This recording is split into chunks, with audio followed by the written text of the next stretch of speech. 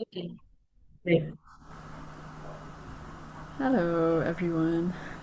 Well done. Well done for making our wee change of schedule, and really a massive thanks to Hazel, who was all set to prepare for Wednesday and has jumped in and holding the space for this evening while Nats is really not well by the sound of it.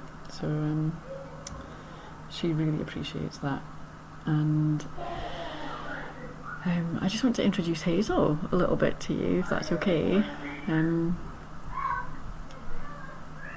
Hazel's one of the very first members of GrowFree, like the very, very first conversation that there ever was about it, around the kind of the needs of community and the getting back in connection with our environment and nature, a number of years ago. Prior to that, even I worked with you, didn't I, over Hmm. quite a few years, Yeah. in the similar role, and I know that a lot of our journey of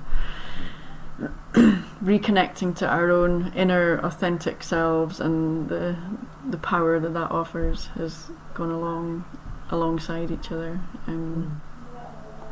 and you're really blessed to have some input from Hazel here this evening. Um, do you want to say a little, Hazel, about your approach and how you feel it fits in with the retreat, with the kind of rest to rise? Yeah. Well, particularly with this the focus this week with the healing and self-forgiveness. Um, because I use a an approach called the three principles, which describes how we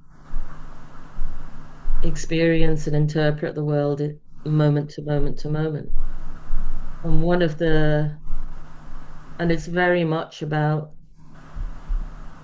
recognizing that we have tremendous capabilities to heal built into us, um, which many of us don't see at all for a long, certainly for me, for a very long time. That we have all the resilience and the love and the hope and the peace of mind and clarity and wisdom built into us that we can access, but that it's covered up. Um, and the process of healing is an uncovering. That's Georgia.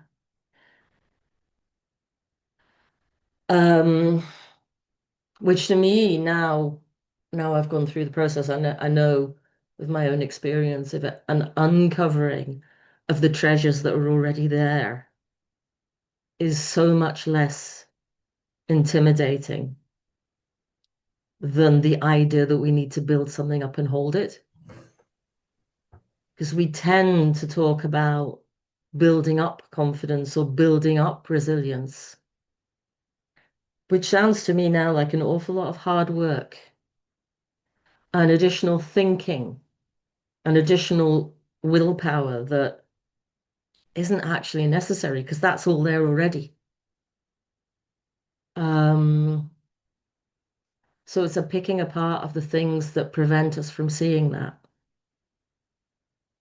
So we have what we need available to us to heal. And when we are in a state of stress, tension, upset, whatever form that's taking, we are completely innocent to the fact that we could see the world in any way different. So for me, it ties in really well with the healing and self-forgiveness aspect of this week. Um, yeah,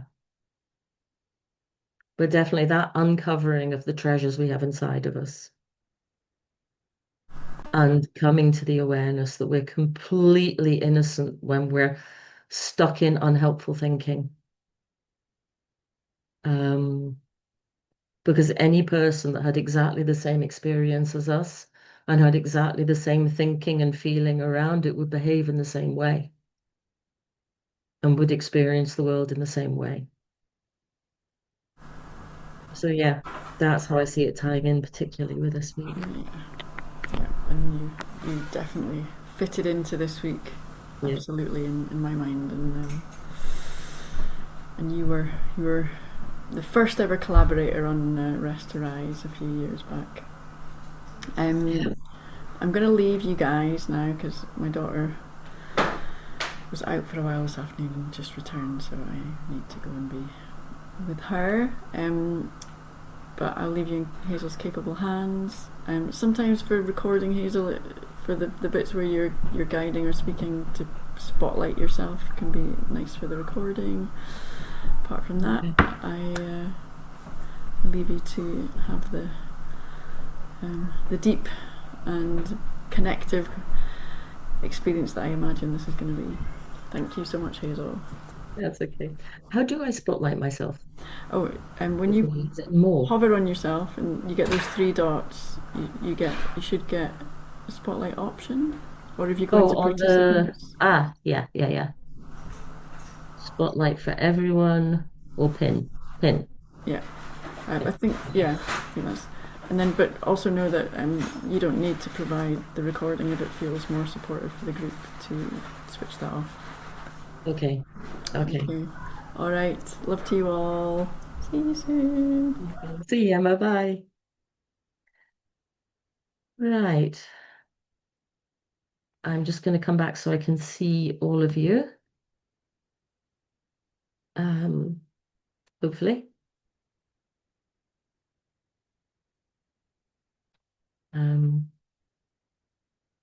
yeah. Okay. Right.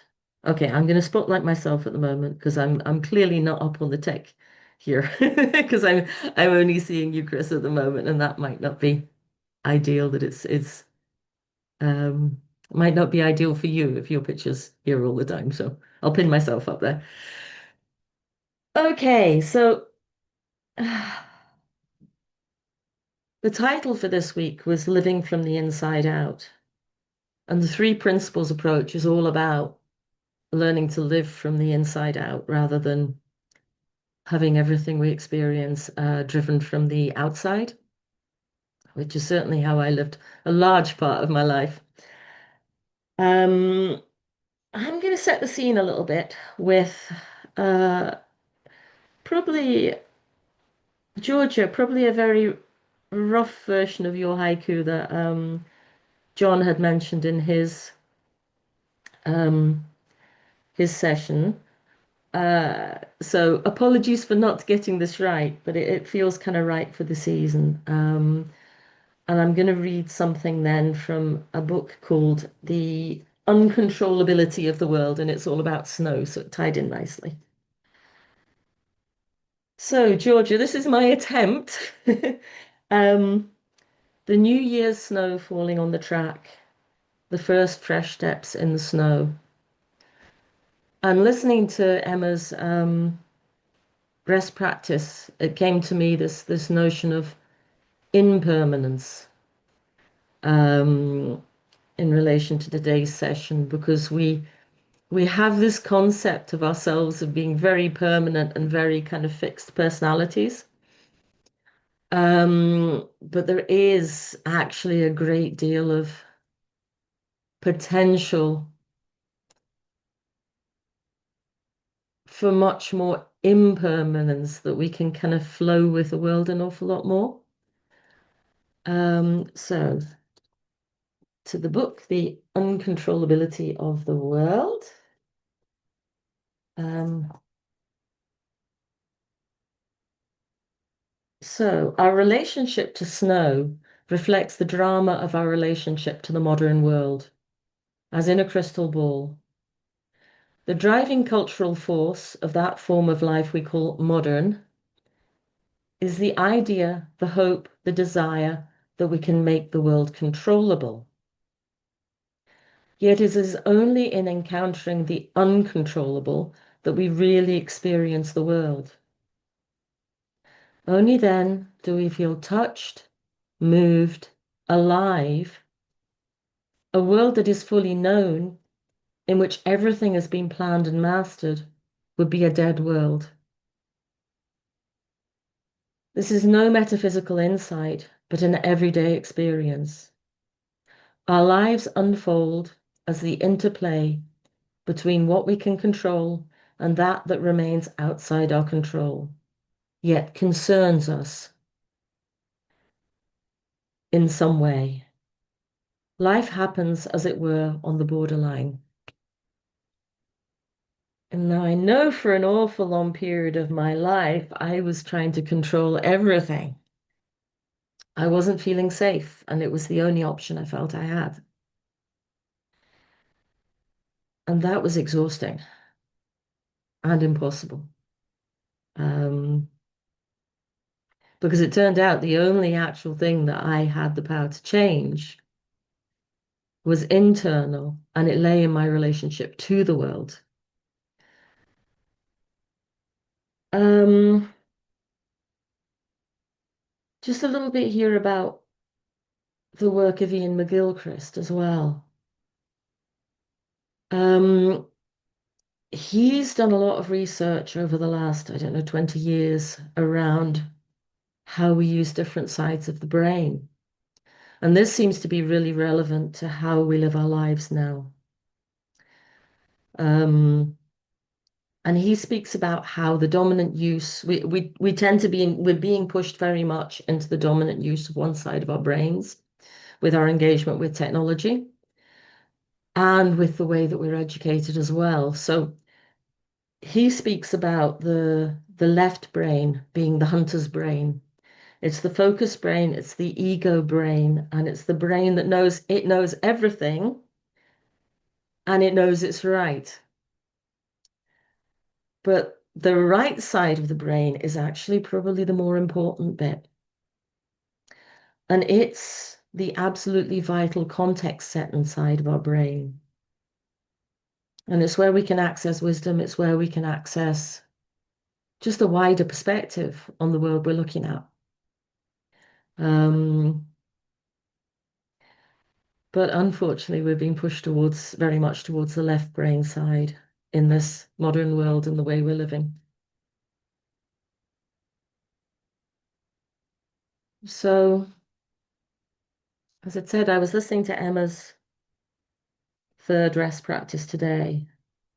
No, it was the second rest practice. And there was one part in this that really struck me in relation to how we experience the world and how we believe we experience the world. There's two different things. And she was speaking about the vagus nerve traveling down the spine and linking into the millions of sensory nerves we have in our absolutely amazing physical system. Now, this is an interpretation because I was very relaxed at the time and it just created a bit of an insight in me in relation to how this seems to work in relation to how we see the world and we think about the world as well. So the vagus nerve, I think, links into the nerves in our system that go down to various bits of our body. So our fingers, our toes, our soles, our knees, our back, our neck, our scalp. And all these nerves feed back information to us on a moment-to-moment basis. And we then use this information to navigate the world without thinking about it. If we take a knock, fall down, or put a hand on a hot wood burner and take it off quickly, we presume the external thing created the pain or the discomfort. But it's actually our bodies that are doing that in response to the thing. So that is like how we understand our experience of the world when it comes to thought and feelings. Because we tend to, we grow up trying to work out how our thoughts and feelings work in this world and how we experience the world. Nobody taught us how this works. We didn't get an instruction manual. There is one now, but we didn't get one early on. I wish I'd had one. Um, because we just kind of muck along. We think something, or somebody, say you were in the playground as a child and another child said something to you that made you feel uncomfortable or upset you, or made you feel some kind of emotional upset. We tend to learn through our experience that that upset is caused by the child, the other child. But what's actually happening is that we're having a thought about what that child has said, which has a feeling accompanied to it, which creates our experience of the moment. So the child may be saying something, the other child, but the experience happens within our body. Much like if we knock our hand against something, our nerves send a signal back to us, and we kind of blame the thing for hurting us. But the actual pain, the result of it was created internally. And it was created internally, probably as a warning not to do it again, or to move your hand out of that space. The same thing when you touch a hot wood burner, you take your hand off quickly because it's a warning to do that. And just maybe, could it be possible that when we have the uncomfortable feelings, that they're actually more of a warning to kind of say to us, like the hot hand on the hob, just maybe don't go in there so deep. Um, this is not what we're taught when we're young, but this is certainly what I've learned, how I've learned to experience the world now. Um, okay.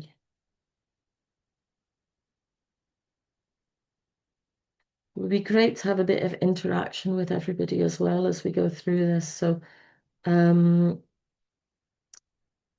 I really could do with seeing the gallery. There we are. Right, I've got you. Um, hi. It's kind of strange speaking out into nothing, so right. Um, I'll maybe explain a little bit about how the three principles themselves work. Um, Now, the three principles of mind, thought, and consciousness were uncovered by a guy called Sid Banks, who was actually from Leith, but he lived in Canada at the time. And I like to see him as our own personal Scottish guru. Not that he ever accepted that guru title. But he had one of those kind of enlightenment experiences that other people have had and saw how this worked from his place of deep insecurity and had an immediate change into experiencing life in a very different way. So um, the three principles of mind, thought, and consciousness. Now, I usually don't go into these so early on with people, but I'm going to do it today and see how it works. Um, so I have marked a few pages here. Um, right, because this is from a book that I've just discovered, which is The Secret to Mental Health, and it's by a guy called George Pransky, who was one of the original people that worked with Sid Banks, and he's been working in this field for 40 years. So, and he started out as a psychologist and actually found that he wasn't having a lot of success with his clients with what he was doing and was getting kind of frustrated because of that. Oops, we've got someone else coming in. There we go. Um, until he started using this approach when things started to change.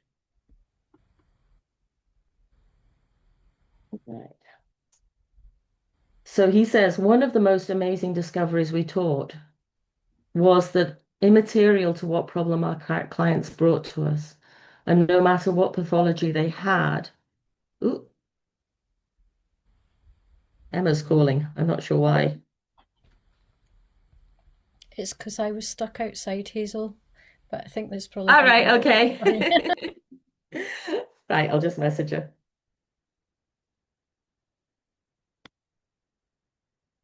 Oh, no. I did already. Right. All right. Uh, go. So one of the most, hi Grace, lovely to see you here. Um, so one of the most amazing discoveries we taught, George Pransky says, was that immaterial to the problem our clients brought to us, and no matter what pathology they had, their experience of life was formulated within their own minds. We taught them that we all live in a psychological reality created by our own thinking. And we explained how the role of thought is to formulate each and every experience that we have in life, both painful and enjoyable.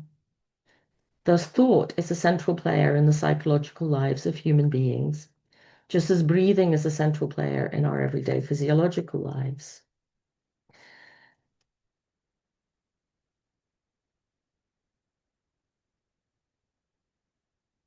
And everyone must live within the world created by their own thinking.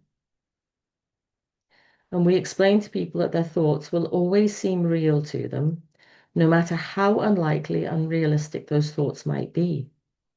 In fact, this link between thought and well-being is the main link to mental health. Our thoughts are brought to life by our consciousness to give the appearance that the reality we perceive is objective and independently verifiable. And many times we might have a powerful feeling or experience and not see the source from which that experience was derived.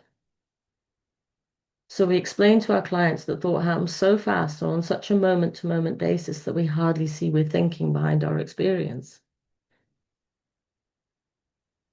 So we have thought which can come in the form, and it's kind of, we're not thinking about the content of the thoughts at the moment, it's the process of thought. So thought brings our reality to life as memories, as perceptions, as beliefs, as yeah, memories, perceptions, beliefs, reactions to situations. And then consciousness makes that into a reality that we're experiencing. Much like, um, I guess, much like my experience of the cinema yesterday, where was at a film yesterday where the um, the emotional sort of experience of it was 1 minute you're seeing moments of love, next minute you're seeing absolute tragedy, then you're seeing a build back up to the love, then you're seeing absolute tragedy. And it was a complete roller coaster. Um, but I knew that that was happening outside of my experience. I knew that was a film on a screen. But the thing is, with thought and consciousness were creating that experience for me in my body, in the moment, and in my head, in my body. So I was having those physical feelings and I was having the emotions that went with it created in my physical body. But I knew in that moment that it was in reaction to the screen in front of me. What we don't realize when we're living life is the screen is inbuilt. So we're having the thoughts and feelings that's being brought to life by consciousness in us moment to moment to moment to moment. But we don't realize that's what's happening. We just see reality. Okay?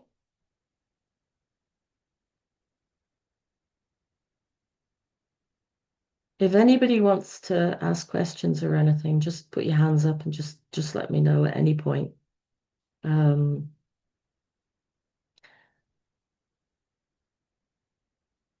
and then the third aspect of the three principles is mind. And we access mind. Mind is kind of, some people might call it source. It's something that's really hard to describe as a human being because it's so vast. But it's where we can access wisdom in our life. It's where we can access insight in our life. So if you suddenly see your life from a different perspective, it's come from mind. It's come from being able to get quiet enough to be able to um link feels like the wrong word, but just kind of tap into that deeper wisdom that is out there that we can find. Um, some people might call it source. There's a lot of different names for it, but it is an incredible resource for us.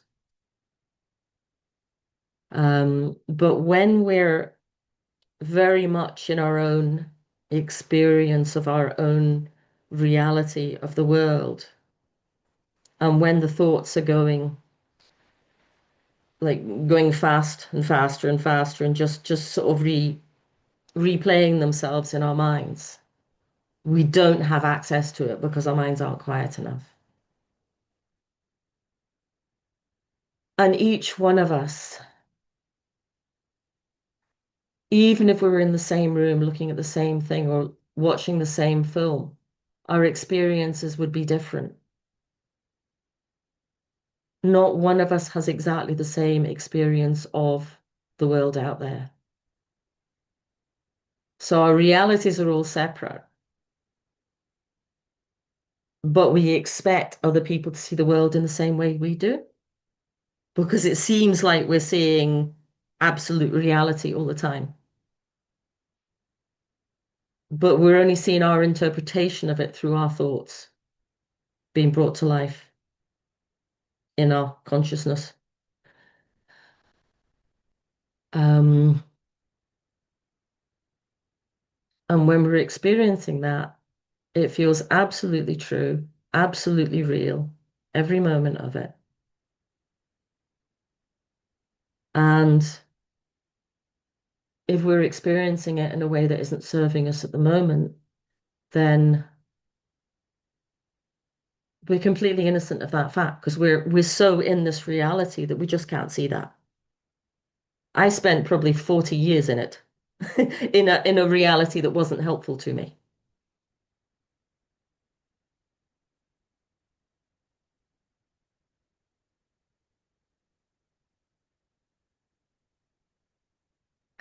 Yeah,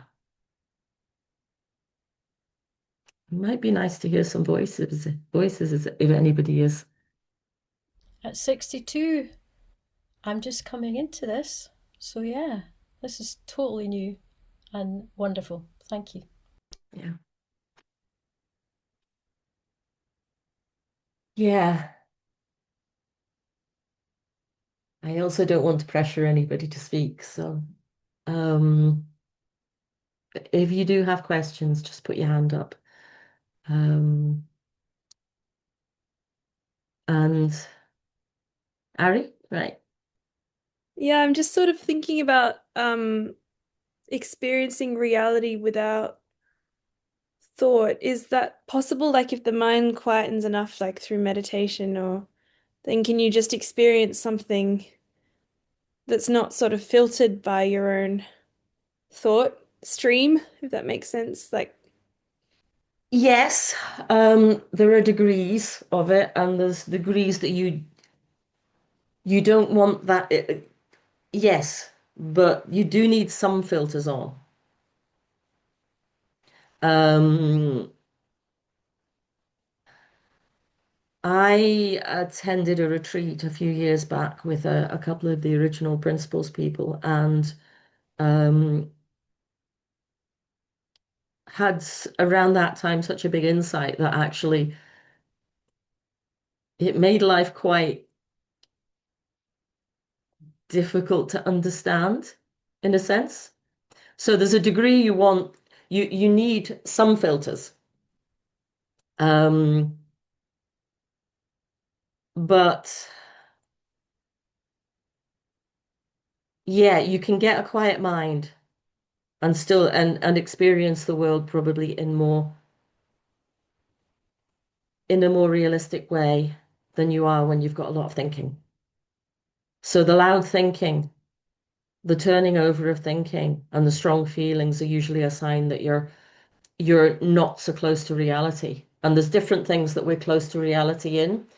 Um, so you can have, if you imagine a straight line and then sort of lots of waves up from it, we have the stronger feelings where the waves are the furthest away from the straight line.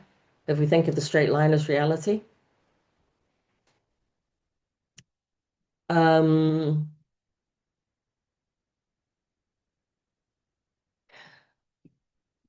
there was something I was listening to recently where they've been doing research around consciousness. And there are certain filters that we have that we do need, simply because the world becomes too complicated to deal with if we see if we see it with no filters. It just depends. I mean, I experience life now with filters, but they're less unhelpful filters than the ones I used to have. Um, that experience I had when I had the really big, the massive insight on that retreat, I had actually seen that we can navigate life in a way that is so much freer than I had thought before. The everything kind of became a bit dreamlike in the world to me for about 3 or 4 days, and I was held in a really good space. But it was like, I guess, the kind of experience that people talk about with the dark night of the soul and things, if you're not supported, and I was very well supported. So there's degrees. We need some filters. We generally always have some filters. But when our minds feel calm and quiet, we still have filters, but they're ones that allow us to see things much closer to reality. Does that kind of make sense? Or have I confused it by talking about the deeper experience?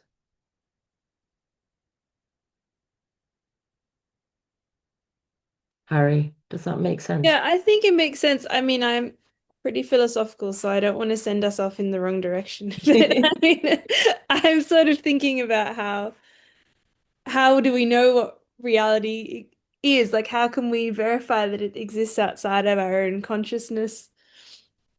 And and I guess that's probably not a helpful question, but I'm just kind of thinking in all directions. But no, I Yeah, really like what you said because I've had some experiences of my own, and I think actually they can be quite dangerous when they're not supported. But I think that's also why I really appreciate this kinds of conversation because these are actually questions I have to deal with quite a lot because of my own experiences. And it's yeah, pretty nice to hear someone else verbalize them and see someone on that path, but also that you've found that balance within yourself that's like healthy and useful. yeah, Um, and that gives me a lot of hope, that there's the possibility to find that balance within things. So, yeah, and yeah. just feeling less alone as someone who experiences reality in lots of different ways, or maybe at different levels. We've had certain experiences and that sort of thing. So, Yeah, yeah. yeah. Um, yeah, definitely the level where you've got some filters on is better. Um, yeah. Uh, Okay. Anybody else? Anything else to ask or add or? I feel quite excited. I yeah, I'm excited by this conversation and where we're going to go tonight. I was thinking when you were talking earlier about my nervous system shooting up, and then I seem to very quickly, and now I'm thinking, make up a story to validate that almost. Yeah. So that's where I was going, and then even I'm becoming better at interrogating the situation, like having a conversation with the other person. But often I'm so attached to no, I had that reaction because this is the truth that I can't always take on what they're saying. So Mhm. in recent months, I'm much more open to that. So this feels like a good. It feels like this is coming at the perfect time. Okay. It's almost like we're finding the reality between us, the common reality, but then I Yeah. guess we're still bringing in each of our individual perceptions. So there's maybe a third different truth somewhere that can also be interrogated. Yeah, and that truth can change. So Yeah. it depends where you kind of are in your thinking and sort of, I guess, level of consciousness isn't something I like using as a term because it sounds like a higher or lower and it's kind of just different. Um, so yeah, when we're really stuck in our thinking about something, it we do look for a reason. So Mm-hmm. if we're feeling a bit down or we've got a bit of a, I don't know, a funny feeling in our like butterflies or something, then we will look for a reason for that. But the reason is you've had some thought in the background that has come with that feeling Yeah. and you're not aware of it necessarily. Mm-hmm. But then when we go in to look for the reason and look for the reason and look for the reason, it's a bit like picking scabs. We're kind of like, oh, that was a bad feeling. Why am I feeling like that? And you kind of dig in to find out why and create the reality you just spoke about. And if that's in a situation where there's a relationship of some kind involved, it can get you in really sticky situations because you can't know the reality the other person's seeing. You Mm-hmm. don't know kind of where they are in their consciousness as to, whether they're in a good place or a bad place or anything, because we're very good at hiding these things. Mm-hmm. So you might know, but you might not. Mm-hmm. Then we can tend to go in going like on the attack or something because we're feeling aggrieved. Um, Without actually getting curious to find out what's happening with the other person. And then there's something else that struck me to bring in here as well, and this is a notion of expectation versus agreement. So we can create our expectations of other people in our minds, really, really, really strongly believe them, really strongly believe that that person isn't fulfilling our expectations or has fulfilled our expectations. Either way, so if they have fulfilled our expectations, it's just like, yeah, right, okay, they've done what we wanted. And if they haven't, then we can get really angry about it. But the other person has no idea about what's going on in our heads. So unless we actually have a conversation, get curious, and come to an agreement, how can we possibly expect the other person to be able to meet our expectations and requirements if they have no idea what they were? Mm-hmm. And it can get in a position where people get a bit naggy or something because they're expecting somebody else to have done something but haven't actually come to an agreement over it, so the other person's not aware of it or only aware of it because they're getting little kind of nips about it, but they're not aware of it, so it's just like, oh, what's going on, what have I done? um yeah, it's a minefield. It's actually amazing we get on as well as we do. um So yeah, I might actually post a link to the book where the expectation versus agreement thing comes up, and it's a brilliant coach, American coach, called Steve Chandler, who's written a lot of books. And that's one of his big things is this expectation versus agreement thing. And he's done a lot of work with it in relationships and within businesses as well.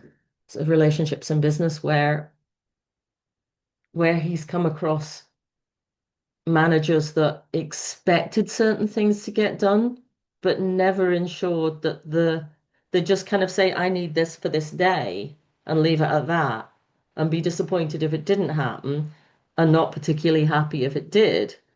So there was that kind of message was received by the employees. So they weren't appreciated, so they weren't happy working there. And then he trained this guy to go in and actually make agreements with the staff. So it would be a matter of um, them sitting down, having a conversation about what was needed and what was needed to make what was needed happen. And then, hey presto, things actually started working. But it was this same thing that I was speaking about. It's like you can't expect somebody else to read your mind for what you expect in life, in relationships. Because we are all living in our separate realities. Our realities change depending on where our thinking's at. So, if you catch somebody on an off moment, then they're more likely to be defensive. So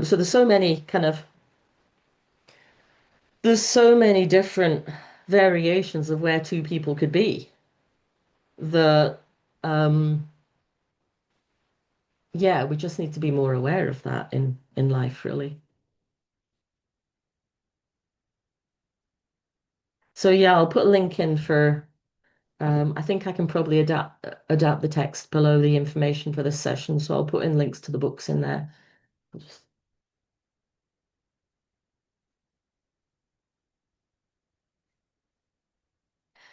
um yeah, I could add something about that if we've got time. yeah, absolutely. It just made me think a lot about my journey with my mum.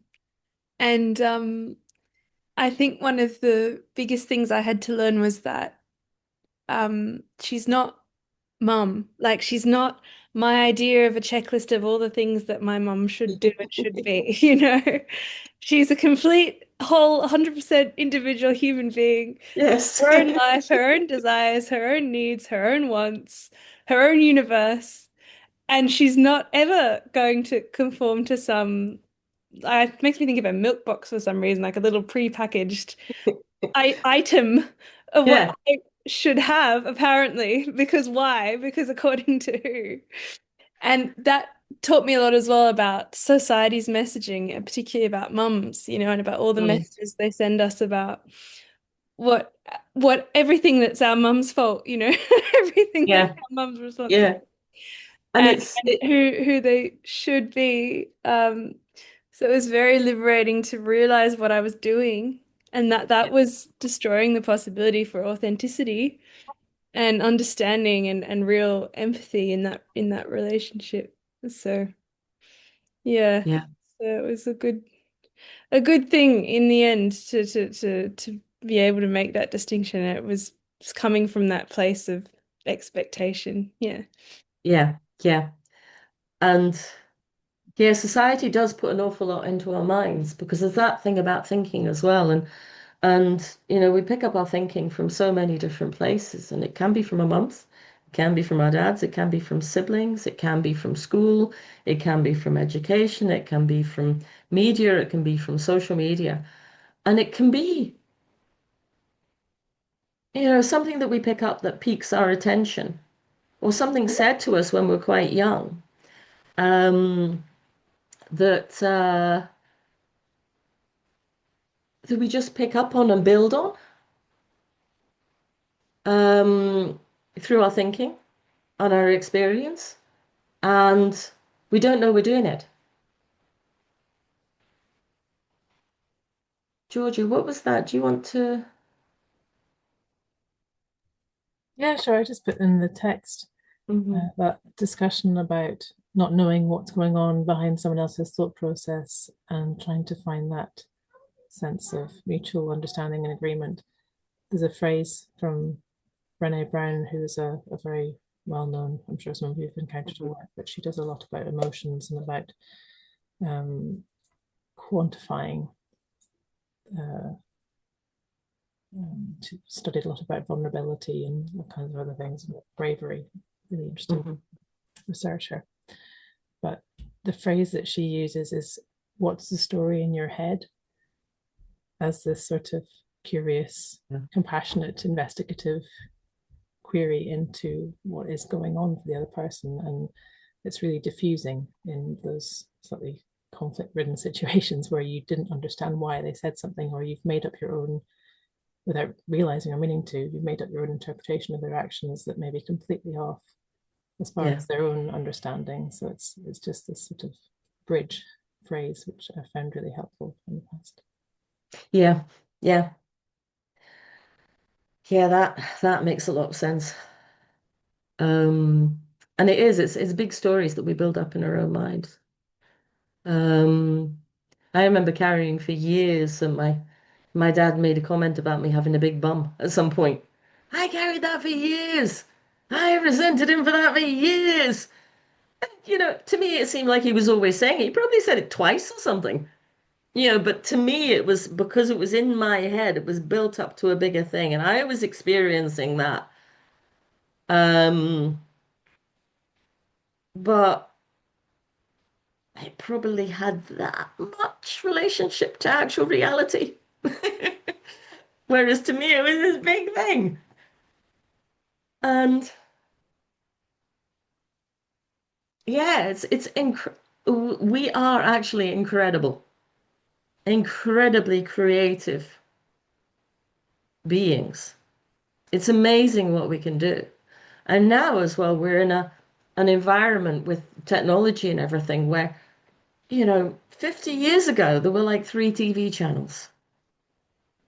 Now we have constant information beeping at us the whole time, constant stuff coming in, and we're not really evolved to deal with that. But, you have all this stuff coming in, you catch a thought, you build up that thought, that becomes something really real to you. And we're having to deal with that on an absolutely constant basis now that we never ever used to have to deal with. And it's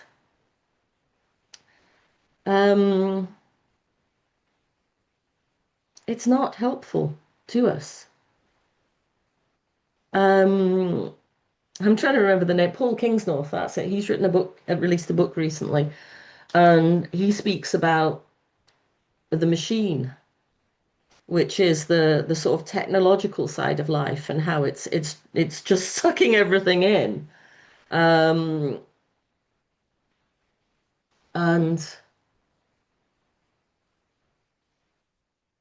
until we become aware of how things work with us, it's very difficult to step back from it, because it can really, with all the inputs that we have now, it's no wonder that many people don't have peace of mind, because there's just constant feeding of information, and information that we'd never have known before from all over the world. And in some ways that's good, but I know I certainly could filter it better.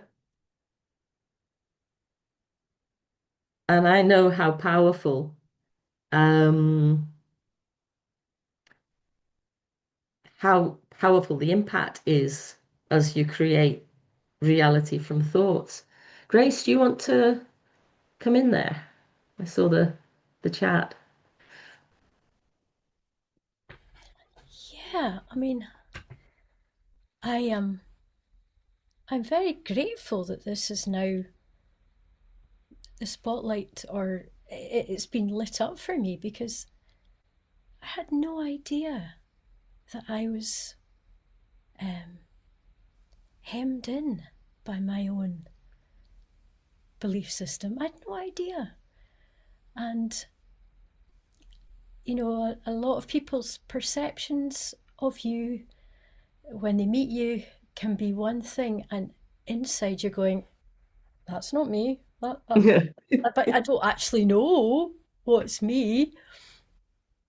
And it's just so exciting that it feels like the beginning of, I don't know how else to put this, but it does feel like a rewiring is going on. That's the only way I can put it, really. And I would say that on the back of that, the compassion of really being kind to myself, and that is the kind of undergirding, that holding of myself, and the whole process of the rest and rise has been very helpful. And the compassion's so important, because when we're in the midst of all this, when we're in the midst of seeing the world from a certain perspective, and thinking of us from a certain perspective, and thinking of other people from a certain perspective, when we're in that mode, we can't see we're in it. So we will always have times when our mood lifts and our mood drops, and we're in that again, and our mood lifts. When our mood lifts, we can kind of see where we were. But when we're in it, we can't see that our mood lifts at times. But it always does. It's never just on one plane. And if it does lift a bit at different times, then that's hopeful. Because it lifts to that level, it can lift higher or it can lift more. But we're never ever just stuck in this absolute flat, no matter how bad things feel at a particular time.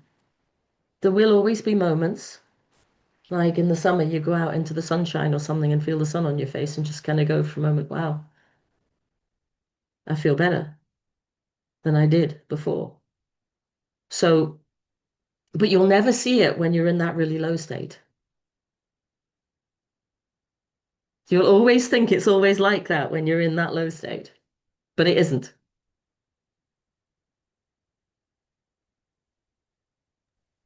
I would just like to say, for me, that's been my experience of winter in Europe, is kind of learning that it's not always been winter and it won't always be winter. Yeah, We get through it. it can be awful long at times, but Yeah, I feel like what you're saying is so appropriate to the season and to the shifting of the season and to the journey we're on with Rest to Rise, and seeing the small gradations of change, that we yeah. can see in the plants as well, and in the skies and with the birds. Yeah. I know, and just seeing a little bit more light in the evenings and things as well makes such a difference. Yeah. Such a difference. Yeah. It is always turning, that's the thing. Like, even if we think things aren't changing, they're always changing. Yeah, and that's the thing. I think that was what struck me with the word impermanence when I was listening to Emma's rest practice earlier. It just came up about impermanence, and we think we're so permanent. So we think we're absolutely stuck in this. We're this person, and we behave like this, and this is us, and this is our personality. But we're not. We're the moment-to-moment creation of our thoughts and feelings happening in the moment, and they can change at any point, up, down, whatever. But we're not permanent. We're in constant creation. And it feels, we can feel stuck, and we can feel as if we're in this permanent state when everything is this, we see life this way, this is our thoughts, this is our belief, that person's bad, blah, blah, blah. And we can be absolutely think we're fixed in it in the moment. But even that will be a cycling of thoughts, of the same thoughts though, that's creating that experience. So we don't actually live in permanence. And when we're feeling when we're feeling fearful or insecure or anxious or whatever our particular combination of difficult experiences is, we'll try and control the world around us. So it's like we decide that's us. We decide that other person is this. But it's all projected from within out.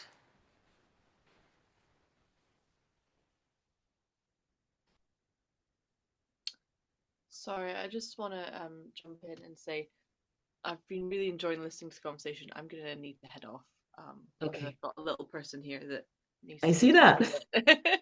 toilet. But it's been lovely listening to you all. Thank you for tonight's session. And thanks for I hope joining the us, rest and of it goes well. have a lovely evening with a little one.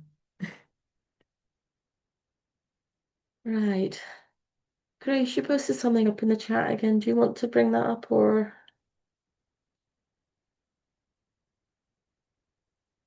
it's up to you entirely? Well, just I suppose bringing into the space how something can show up almost physically in your body without you having any understanding of what's going on, but it causes that visceral red lights and protect feelings. And then when you can gently come and be alongside how you are, how this has come up as a school memory, actually, of being in front of a class and feeling failure. And it brought such deep shame. And I know it's probably just one aspect of it, but what I feel now is that because I've understood a little bit more about it, is that I'll be able to recognise it more easily next time I'm faced with it. Yeah.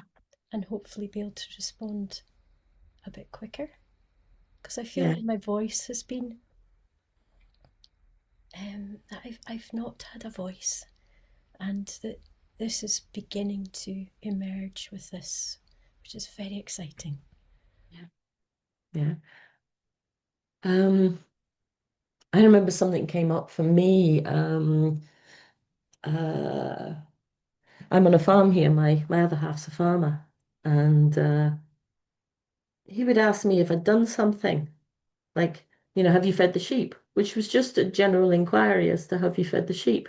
But I have something, when I'm asked something like that, I accept it as an accusation, or I have a pattern of doing that. I almost see these things as like apps on the phone now. I have an app that goes into defensive mode.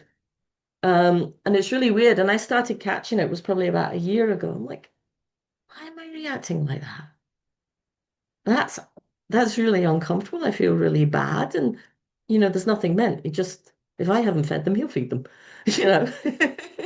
But you can't know if he doesn't ask. But yeah, I was getting this real kind of sort of defensiveness kind of coming up.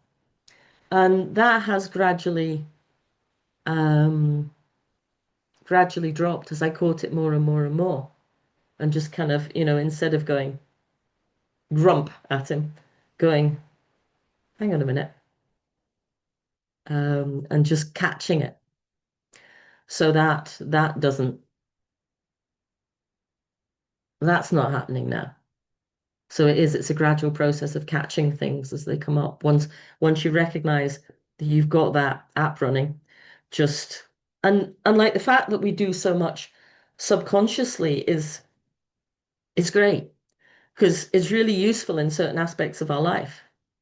Um, learning to walk, talk, drive a car, all these things. It's really useful to be able to just go into automatic mode, because it would take so long to do things otherwise if we had to think about every single thing. It's like if we didn't have any filters, Ari. If we had to think about every single thing we did, we'd never get anything done. So we get into habits, which I see as like our apps, and we get into all kinds of habits about thinking about different things. And it's a shortcut to make life easier. Um, but our system doesn't prioritize only getting into good habits that are useful for us. So we pick up all kinds of reactions like that defensiveness thing I had around that particular instance. We form all these apps just to make life easier. And we can do them, that probably comes from school or something, that one. Um, and we'll just hear a phrase or a word or something or a tone and we'll react like that in the way that that app dictates. Until we bring it into our consciousness and start catching ourselves, like you were saying, Grace. And then we can start the process of deleting it. But we've got a lot of these because we've picked up loads of them through our life. Um, and I believe it's only about 96% of our day when we're really conscious about what we're doing. Um,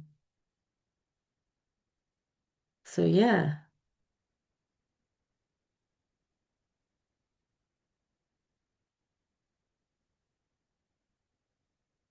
So I'm aware I had said that I would coach someone today. Um, and we're getting through time a bit here. So how do you want to take things forward? Is there anybody that would like to do a little bit of coaching on something, maybe not the biggest thing in their life, but something? Or do you want to carry on kind of having a conversation and talking about the principles? What do you think?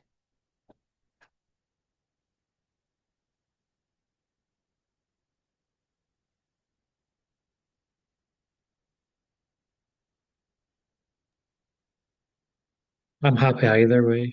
Either way, Okay. whatever. Okay. Is there anyone that would want coached on anything or publicly? And I can delete it from the recording as well, if that's more comfortable for people. So it doesn't need to remain on the system.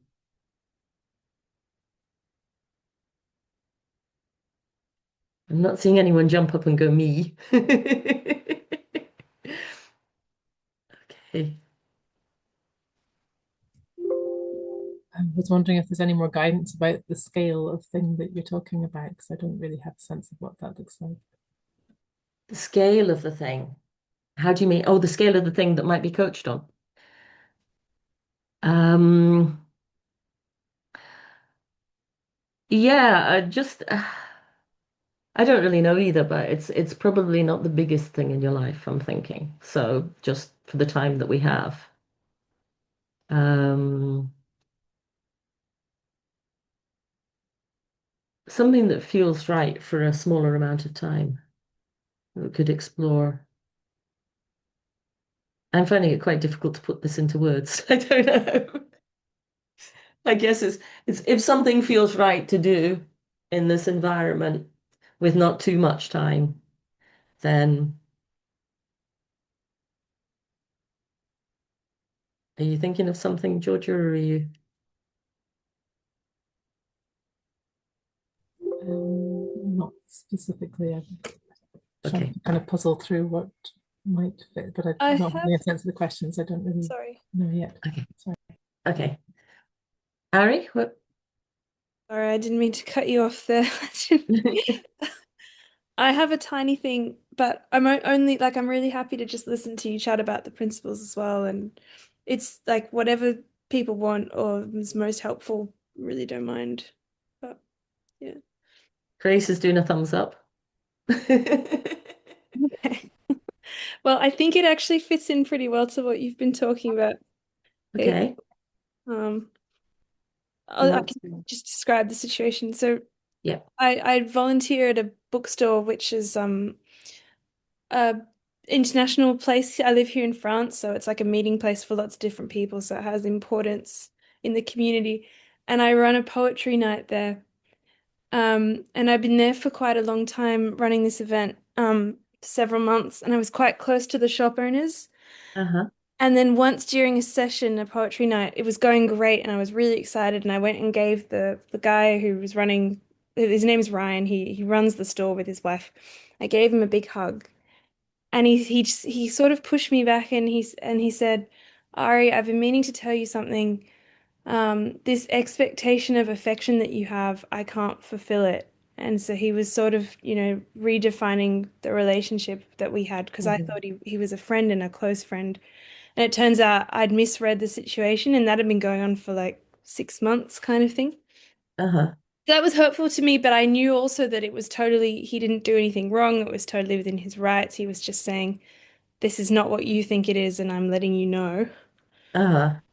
Um, but then there was still something weird between us, and he advertises the events in his newsletter. And once or maybe twice, I'm not sure, he just didn't put any information about my event. Right. And then another time, um, he sort of he sort of changed the description of the event, and then I was looking at the way he described the other people's events, and he was saying, "Oh, our amazing and beloved friend so and so," and it was all just hurtful because I volunteered a lot at the shop. I gave a lot of time, a lot of energy, kind of more than anyone else, Hmm. and I didn't understand why he was treating me that way, so it upset me. Um, and it's upset me so much recently that I haven't really gone back to the store and I've been thinking about it a lot and it's been making me quite angry and quite upset. And I'm not a confrontational person. I really am not good with conflict, but I've been thinking about like how to confront him about it or something, which I won't do. But it was all kind Yeah. of in my head, It's like, Yeah, and then you're become having this, all the feelings in it's become relation this to that. big thing in my head. And anyway, I just know it's not really real, but I can't Yeah. quite get rid of it. And it's influencing me a lot, like to the point of not wanting to run the event and all this silly stuff. So, Yeah. Yeah. Okay. So my head's coming to the expectation versus agreement thing at the moment. Um, I'm just wondering a little how things were kind of set up in relation to the event, because clearly there's different expectations and different understandings of the situation going on. yeah, definitely. Yeah. Yeah. So I was asked to do the event as a volunteer. It wasn't my initiative, and I was really happy to do it. The reason I do it and not him is because I'm queer, I'm transgender, and the event is queer themed. So it's a Right. queer community event. So they needed someone queer to run the event. So there's also that because Ryan really loves poetry, Yeah. but he can't run the event unless he changes the event. Like, Yeah. so Okay. So how much of a conversation did you have with him about, see, there's two things, isn't there? Because there's the event and then there's the understanding of the relationship. yeah, and they've definitely got all muddled up. Yeah. Yeah, yeah. And then you've got the sort of complications because he's seen the world from his reality. You're seeing it from your reality. He's maybe getting caught up in his head about things that he's thinking about the situation. Um, is he quite a tactile person or is he not, from what you've seen with Sort other of not, people? he's not really, but he's also, they're Californian, him and his wife. And so I think I kind of misread their sort of outgoing nature as kind of closeness. I sort of Yeah. misread it. Yeah, Okay. yeah. And we'd given each other a lot of hugs up till that point. So I had no idea, you know, Yeah.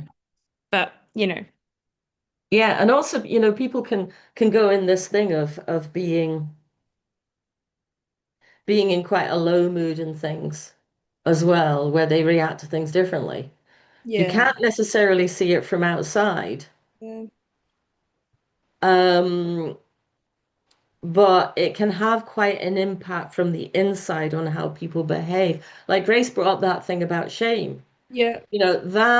That can have quite an impact on how you'll engage with someone else from your perspective, like from your perspective as in whoever it is. but the other person will have no idea Yeah. about that. What we'll then receive is the way that person behaved in that time as being in relation to an issue with us, when actually it's much more likely to be an internal issue Mm, with the mm. person that's changed their behavior. Yeah. Yeah. So he might be going through some stuff that you have no idea about. Yeah. Um, but we always, well, until we learn to see things differently, we will always respond to the other person's behavior and look at ourselves.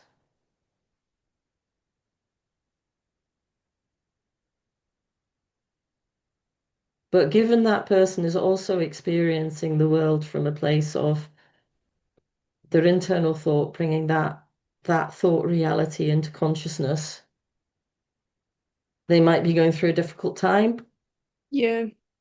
and then they might be embarrassed about it afterwards. Yeah, Which, definitely. I mean, they just have no idea, really. That's the thing. Just, yeah.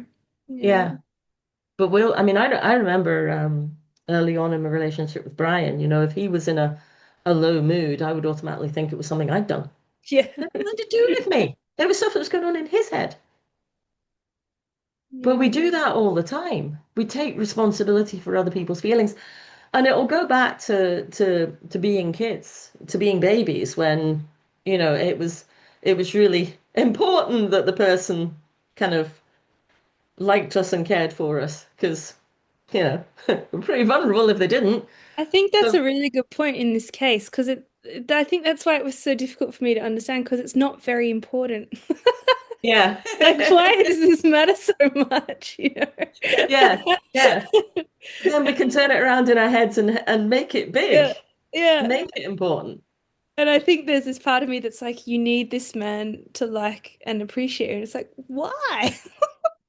There's no need. Like, Yeah, it's not gonna, yeah, it's not gonna change my life. It's not gonna change my life support system, yeah. right?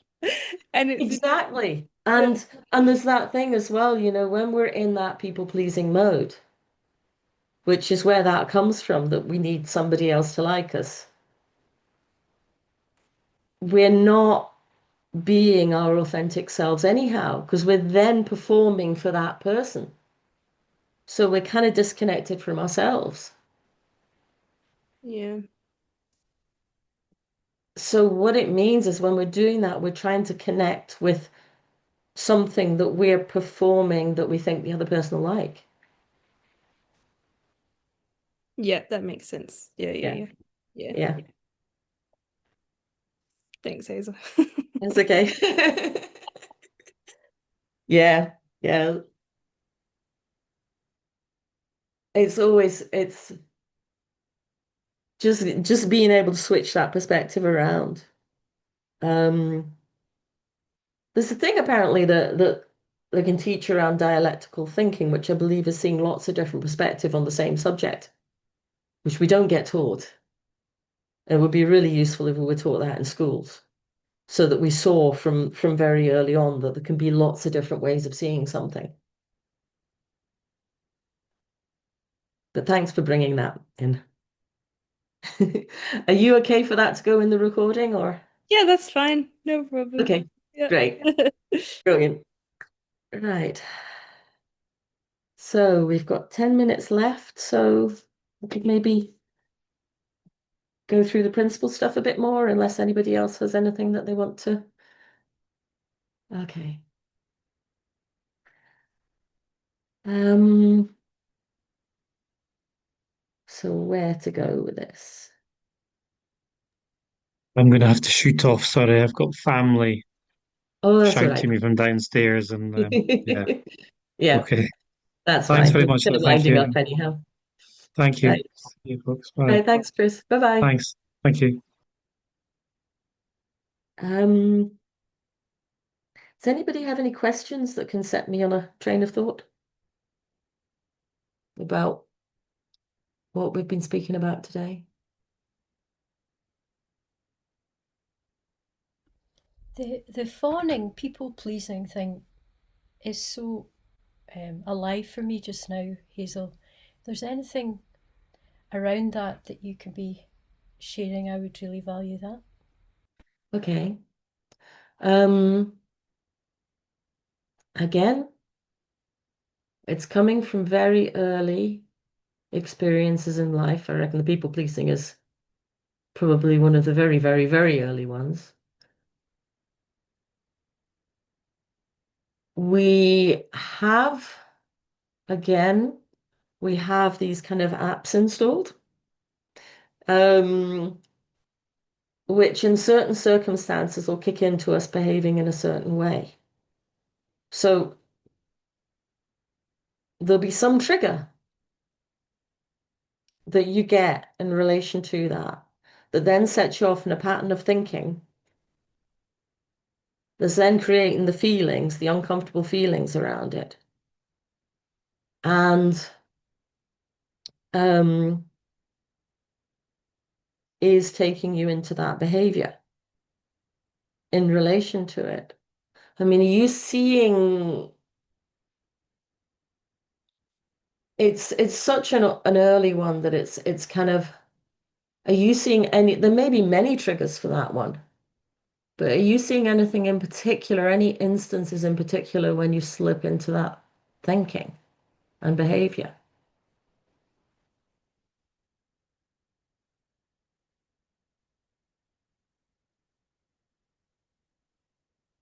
For me, it's coming up in all kinds of places just now. Yeah. Not just one. Yeah. But it is such a big one, so it's such an early one, so that's not a surprise. Um, are there any places that you'd like to talk about it, or no pressure? If you don't want to, that's fine.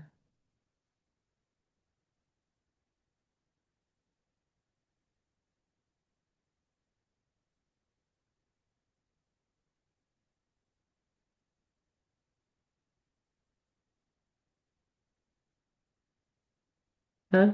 Okay.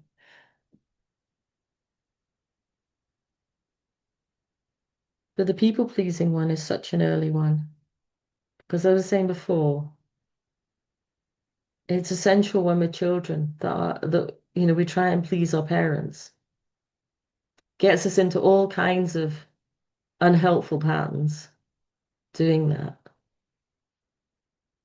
And then we embed the habits more and more and more as time goes on and apply those particular kind of patterns to other people.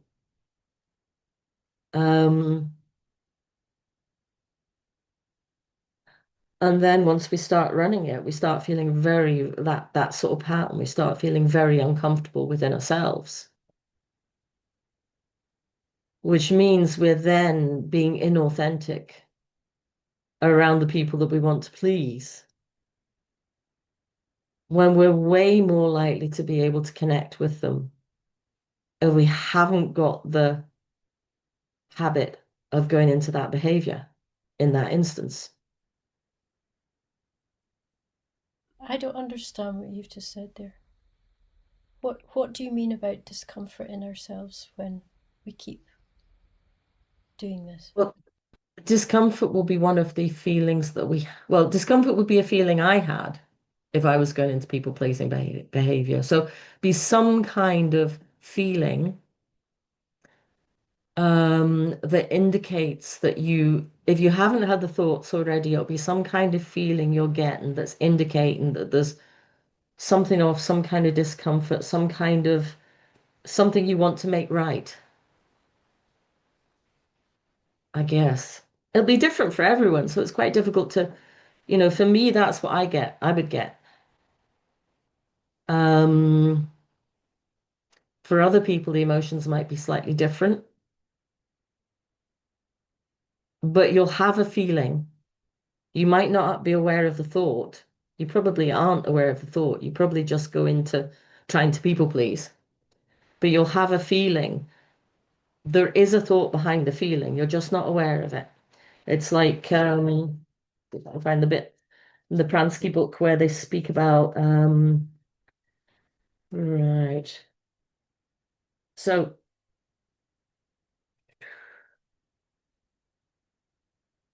Is it something a wee bit about feeling responsible, that it's something I have to sort and yeah, I've got to placate in order to make it right? yeah, yeah, That I've got to do that. yeah,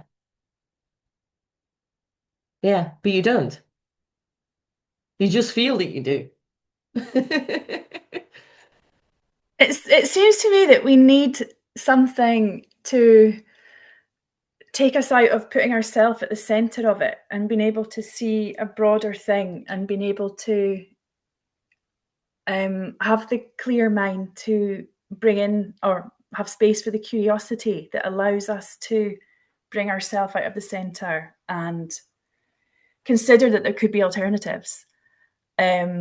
When it was people pleasing for me and when I'm overrun by my nervous system, it's impossible to do that. So, and I think because I was people pleasing or living in that detached way for so long, I didn't know that I was doing it. And then Yeah. when I started to explore, it was a sense of unwholeness, like not being a whole person. And that's what brought me to realize it was acting that role, that people pleasing, that having to make things okay. And then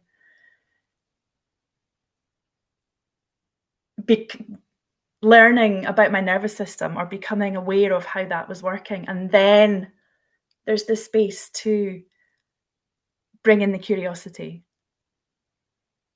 Yeah, and it's almost like you if you can it's when you pick up on a particular trigger as well, like I did with the defensiveness around feeding animals. Uh, when you pick up on it, you can start to get that curiosity about it. But before you do that, you're not really realizing you're doing it. You're just in it. And it's the feelings of discomfort. Yeah. Yeah, Yeah. it can be. Yeah, it can be. It'll be From different color of feelings for everybody. But yeah. yeah, kind of discomfort and needing to make things right sounds like a good description of it to me. Yeah. Um, Making space for the curiosity and the The question. curiosity for me can be a way of getting out of it, but I need to realize I'm in it first. And the thing with this kind of understanding of how things work is the time I'm in it is much less now in comparison to where I was when I started. But we're human. We'll always, you know, even Buddha probably slipped into moments of not being perfect. Just seeing the world from that space where you are the center. I think for me, understanding how this works and really getting this now, and it takes a while. It's kind of it's getting it from quite a deep place so that it's not something else to think about. It does give me a lot more distance. Um, a lot more distance than I had before, um, where I thought everything I was thinking was real And and just, everything I was experiencing was reality, yeah, when it was just a perspective. and understanding our bodies are absolutely amazing at giving the signals. And I mean, it is taking me time to understand that and be able to listen in, but it's coming. Yeah. It's just amazing how different things are from that. Almost it becomes objective listening to those parts of you that are going, actually, Grace, no, thank you. Just being able to be objective and compassionate's just changed my life totally. Yeah. And if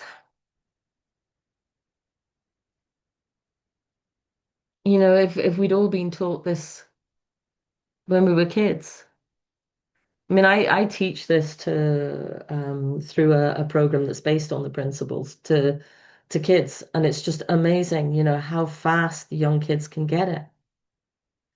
And just the kind of feedback, um, I had feedback from a mum of a 12-year-old I worked with about 4 years ago, and she was saying she changed from a shy ballerina to being like the star of Legally Blonde on stage, and it wasn't a school play. It was a performance group that she works with, and she's clearly going to go off in that direction now. But she went very quickly from um being shy and doing the dancing but being shy and not really wanting to be out there. By not long after she'd done the session, the course, she was well-being coordinator for the class, and then it just kind of went from there. Life just became a lot more easy, and that seems to be what happens when we get given the instruction manual for how we work early on. So, yeah, there is the potential for things to change a lot now because that information is out there for kids as well now. Um, so just wish it was in every school. But yeah, I'm trying to get that out. So um if you come across any posts from me on Facebook, I'd be very happy if they were shared. Just to try and get to as many kids as I can, so, and parents. What's the name of the organisation, Hazel? It's me sharing it, and I'm a trained facilitator for it's a very small charity in London called iHeart, and website's iHeart Principles for them. Um, but yeah, it's they've probably been around for about 8 years, and had the whole program sort of just kind of really kicking off, and then COVID hit. So I think that had quite an impact on them, and yeah, they're a very small charity in need of a lot of funding. But we could change kids' experience. So yeah, I want to help as many as I can. Anyhow, that's probably us for now. It's been absolutely lovely speaking to you all, and have a lovely evening. Thank you so much. Thanks, Hazel. Thank you so much. Lovely to meet Bye. you. Bye.